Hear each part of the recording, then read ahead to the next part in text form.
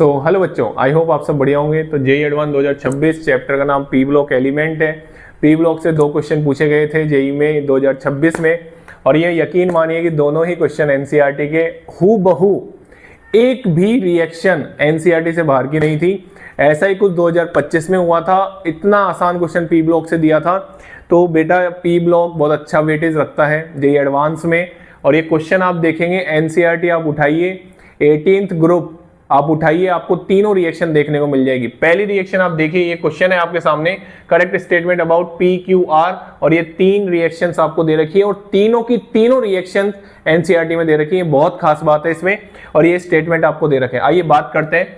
सबसे पहले XC+F2 मैं आपकी नॉलेज के लिए बता दूं, एनसीईआरटी ने XCF2, XCF4, XCF6 के बारे में बात कर रखी है, जिनॉन के फ्लोराइड के बारे में बात कर रखी है। और अगर जिनॉन एक्सेस में होता है और फ्लोरीन के साथ रिएक्ट करता है तो XCF2 बनता है, और अगर 1:5 में होता है तो XCF4 बनता है। जी हाँ, ये जो आपका P बनेगा वो बनेगा XCF4। जी हाँ, XCF4 बिल्कुल।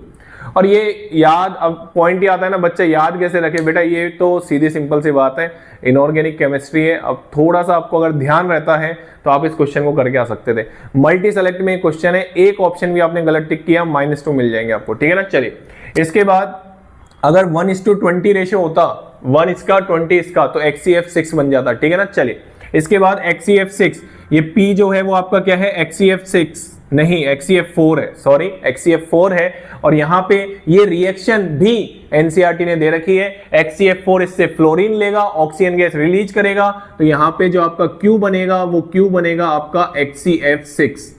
Q क्या बनेगा बेटा, आपका XCF6 बनेगा। जी हाँ, नीचे उन्होंने रिएक्शन लिख रखी है तीनों जो मैंने बोला, XC एक्सेस में 1:5, 1:20, उसके नीचे XCF6 की एक और प्रिपरेशन दे रखी है उन्होंने, जो कि ये प्रिपरेशन है XCF4 की। जब आप रिएक्शन करवाते हैं O2F2 के साथ तो आपको मिलता है XCF6 और O2। बात समझ में आ गई।